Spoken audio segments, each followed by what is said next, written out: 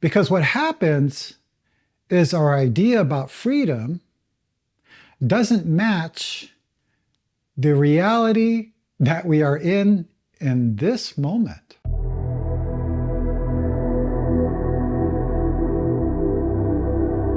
Hello everyone, it's Jason, and I'm here answering your questions about Zen, meditation, your practice, life, any kind of question.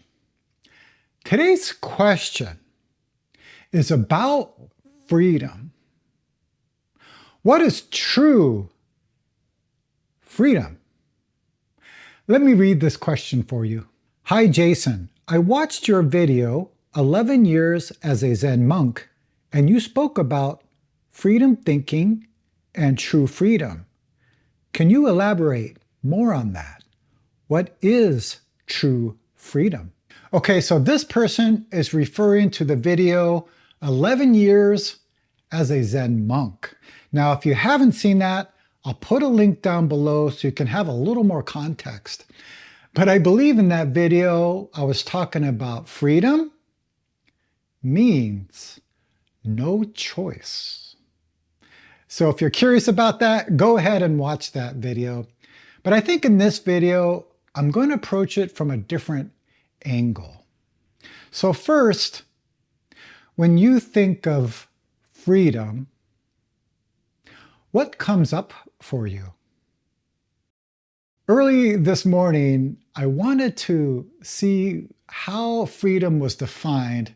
So here's one version of it. Freedom: the power or right to act, speak, or think as one wants without hindrance or restraint. So that definition makes me very curious. If we have the power to think whatever we want, say whatever we want, or do whatever we want, does that come with no hindrances? Curious. So what I'm about to share with you is freedom from mind. Not a physical freedom from being imprisoned or enslaved. That's a whole nother topic, a whole nother video. I once knew somebody who wanted to move to the countryside, to be free from traffic, noise, people. Didn't want to be around people. So eventually he moved to the countryside. A few years later, though, somebody moved next to him. A few years after that, more people moved into this area. And then he told me, I no longer have any freedom. In my book, I talked about a man who was smoking a cigarette in a subway station. Next to him was a sign that said, no smoking. So another person saw this man smoking and said, hey, can't you read that sign? It says no smoking. And the man smoking, hey, I'm free. I can do whatever I want. So the other person got very angry and punched the man who was smoking. And then this man was, oh, why'd you do that? And the person said, well, I'm free to hit you. Usually our idea about freedom is just an idea. We actually create a prison in our own mind without even realizing it. Because what happens is our idea about freedom doesn't match the reality that we are in this moment. So many of us are in prison. we're not truly free. If we look inside this prison, we can see that it was built from our strong opinions, our strong likes and dislikes, and our strong beliefs. It's not to say that we shouldn't have opinions, likes and dislikes, and beliefs. But if we isolate ourselves with them, define who we are by them, then naturally there's going to be a hindrance that will only cause us suffering. Zen Master Sung Song had a wonderful teaching that I keep coming back to.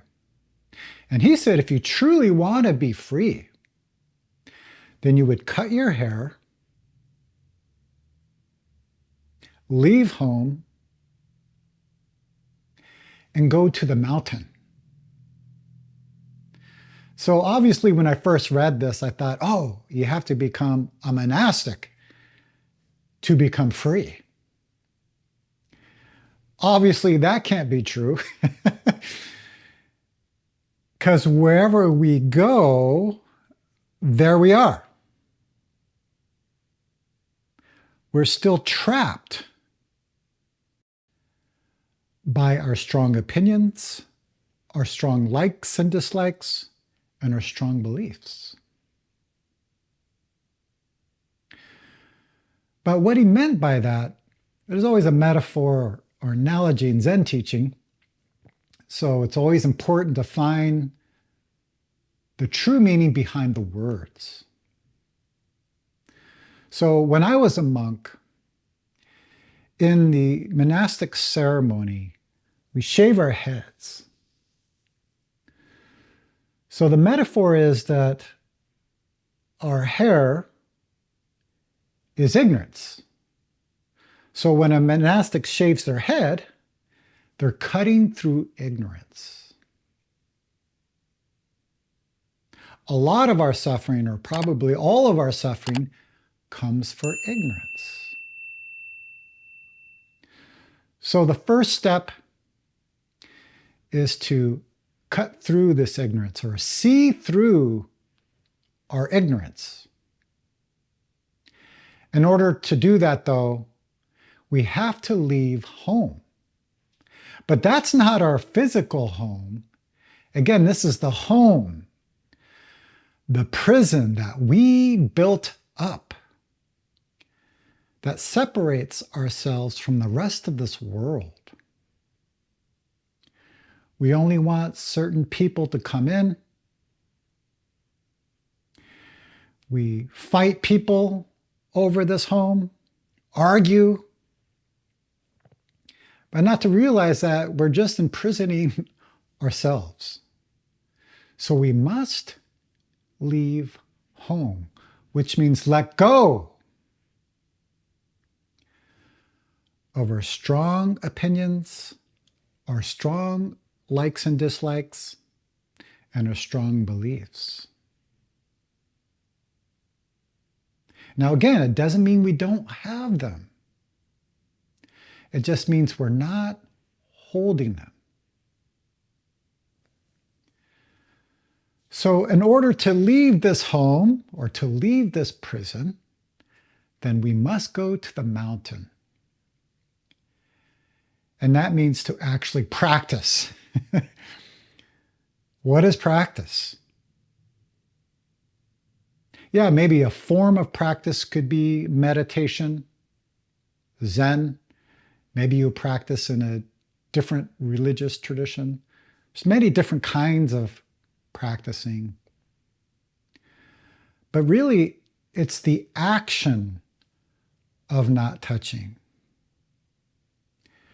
We may understand about letting go or not holding something, but how do we do it in this moment? So having some kind of practice gives us the experience to do it, so we can do it from moment to moment. What this means in our lives is we don't set up conditions. So if I want somebody to do this, this, and this, and I will be happy, I will be satisfied.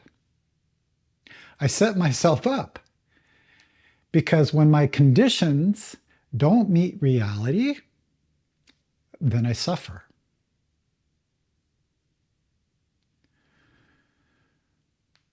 So if I'm happy, it's okay. If I'm sad, it's okay.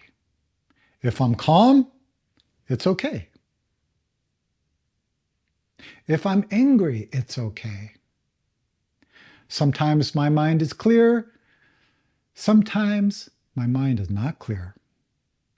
Sometimes things are going my way, and sometimes they are not. So when we don't set up these conditions, when we don't build this prison, then we are free. Then if good things appear in our lives, we can use them. If bad things come into our lives, we can use them. We can use anything to help this moment. Right before Zen Master Sungsong died, a monk approached him and asked, "What is freedom from life and death?" And Zen Master Sungsong replied, "We are life and death." Then the monk asked, "Then what is enlightenment?" And Zen Master Sungsong replied, "The mind that wants to help is enlightenment." Those are my thoughts for the day. I hope this video was helpful. You can let me know by liking this video, share this video with someone, or put a comment down below. Also, if you have any questions about meditation, your practice, life, any kind of question, you can also put that down in the comments below or email me, jason@jasonquinnzen.com. Okay, everyone, I hope you're all doing well, and I will see you very soon.